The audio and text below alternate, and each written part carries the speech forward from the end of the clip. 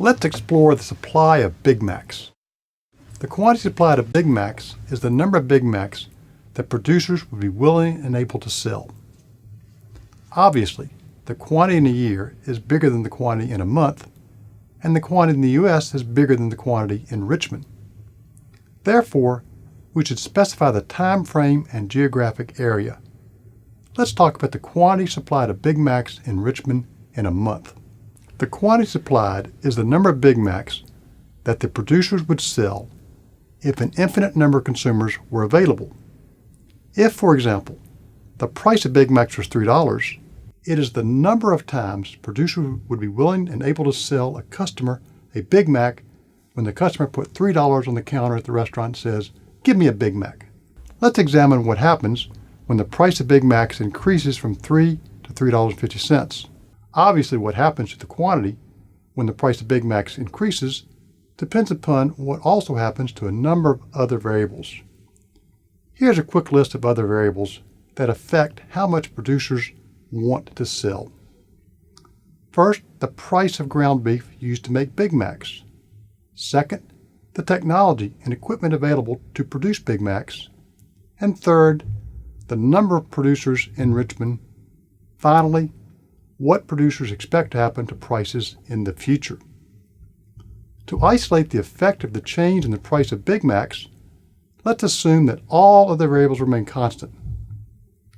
Logic shows that the quantity supplied increases when the price of the good increases, all else constant. For example, staying open from 12 to 1 a.m. would be profitable when the price is $3.50, but not when the price is $3 for some restaurants. Therefore, if the quantity supplied is 1,000 when the price of Big Macs is $3, then the quantity supplied of Big Macs is greater than 1,000 when the price is $3.50. Let's suppose that the new quantity is 1,200. Logic also shows that when the price of Big Macs decreases and the other variables remain constant, then the quantity supplied of Big Macs decreases. For example, staying open from 12 to 1 would be profitable when the price is $3, but not when the price is $2.50 for some restaurants. As a consequence, the quantity supplied of Big Macs decreases. Let's suppose the new quantity is 900. The table shows the hypothetical supply schedule for Big Macs in our analysis. The supply schedule shows the quantity supplied at various prices when all other variables are constant. We can plot these prices and quantities on a graph. The graph measures the price of the good on the vertical axis and the quantity supplied on the horizontal axis. Since both price and quantity are positive, we use only the first quadrant of a typical XY graph. To plot point A, we go up $2.50 and to the right 900 Big Macs.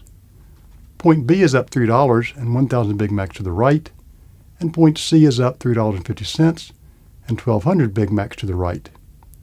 If we connect all the price and quantity points, we trace out the supply curve. This curve shows the relationship between price and quantity supplied when all else is constant. As price changes, producers move from one point on the curve to another point. For example, when price increases from $3 to $3.50, producers move from point B to point C, and the quantity supplied increases from 1,000 to 1,200. Numerous studies confirm that the quantity supplied and the price of the good move in the same direction when all else is constant. When you see both price and quantity move in opposite directions, you can be confident that something other than the price of the good has changed.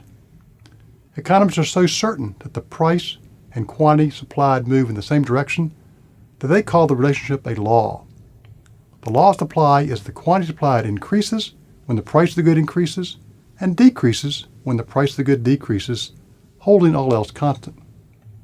The law of supply means that the slope of the supply curve is positive.